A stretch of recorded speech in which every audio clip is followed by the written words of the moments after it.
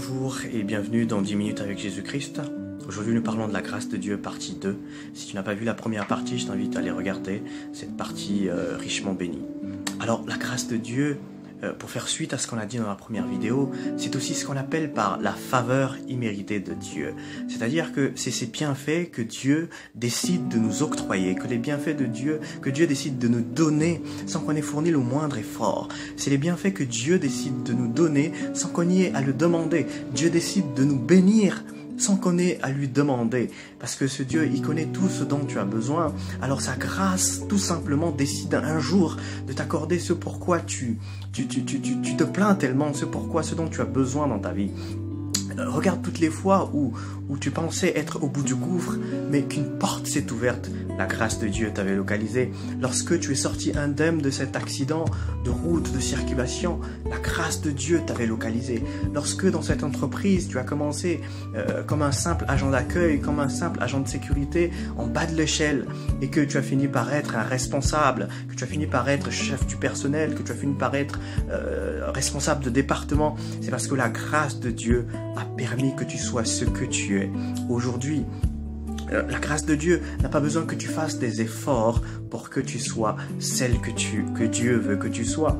La Bible dit dans Matthieu chapitre 9, verset 13, qu'il faut que nous apprenions à comprendre ce que signifie Dieu prend plaisir à la miséricorde. Le Seigneur prend plaisir à être bon. Le Seigneur prend plaisir à être miséricordieux.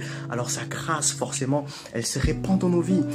Parce que cela fait plaisir à Dieu d'être bon avec nous. Cela fait plaisir à Dieu d'être miséricordieux avec nous.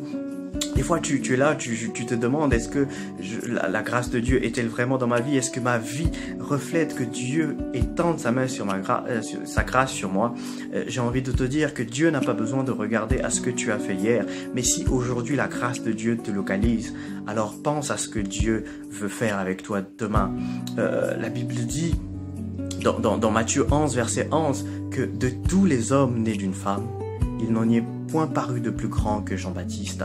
Mais qu'a fait Jean-Baptiste pour être le plus grand des hommes nés d'une femme? Qu'a fait Jean-Baptiste pour mériter cet éloge du Seigneur? Il n'a rien fait du tout. C'est parce que Dieu avait décidé que sa grâce allait se répandre dans la vie de Jean-Baptiste. Et qu'est-ce que la grâce de Dieu a fait? La Bible dit dans Matthieu 3, verset 1, « Il parut un homme prêchant dans le désert et cet homme était Jean-Baptiste. » C'est-à-dire que Jean-Baptiste a commencé son ministère dans le désert. Mais qui étaient les premières oreilles qui ont écouté Jean-Baptiste dans le désert?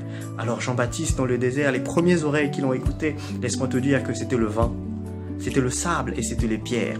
Mais lorsque le vent a entendu Jean-Baptiste prêcher, la grâce de Dieu a permis que le vent aille appeler les hommes dans les villes et leur chuchoter aux oreilles, allez dans le désert, car là-bas se trouve la grâce de Dieu. Lorsque le sable a entendu la voix de Jean-Baptiste, la grâce a permis que le sable aplanisse le chemin de toutes ces personnes qui quittaient les villes pour aller écouter Jean-Baptiste dans le désert. Et lorsque les pierres ont entendu, les pierres se sont écartées du chemin de ces hommes-là, afin qu'ils n'aient point de douleur sur leurs jambes lorsqu'ils allaient rejoindre le désert de là où Jean-Baptiste était en train d'annoncer la bonne parole de Dieu.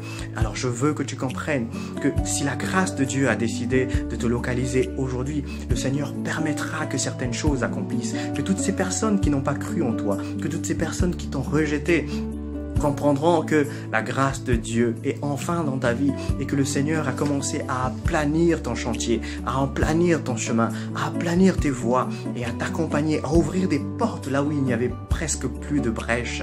Mais le Seigneur va ouvrir des portes de l'impossible. Une fois, une femme a rencontré un homme dans le livre de 1 Roi, verset 17, dans la ville de Sarepta. Alors il y avait ce prophète, le grand prophète Élie. Dieu lui dit, va vers cette veuve et elle te donnera à manger. Mais la femme, cette veuve, n'avait plus rien d'autre à manger de ce jour, à part cette farine et ce pain. Et elle disait à cet homme de Dieu, tout ce que j'ai, c'est tout ce qui me reste. Je le fais aujourd'hui pour moi et mon fils et après je meurs. Mais la grâce de Dieu était rentrée dans la maison de cette femme, de sorte que lorsqu'elle a écouté la voix du Seigneur et qu'elle a préparé pour l'homme de Dieu, l'huile et la farine ne manquent à plus jamais dans sa maison. Voilà pourquoi je veux que tu comprennes que si tu veux que ta vie soit abondante, la grâce de Dieu a besoin de te localiser. Voilà pourquoi je prie que la main de Dieu se répande puissamment encore une fois de plus dans ta vie, que la grâce de Dieu te localise maintenant, que la grâce de Dieu localise ton activité, que la grâce de Dieu localise ta femme, cette personne que tu tiens tellement à cœur, que la grâce de Dieu la localise au nom puissant de Jésus-Christ et que Dieu te bénisse abondamment. Amen.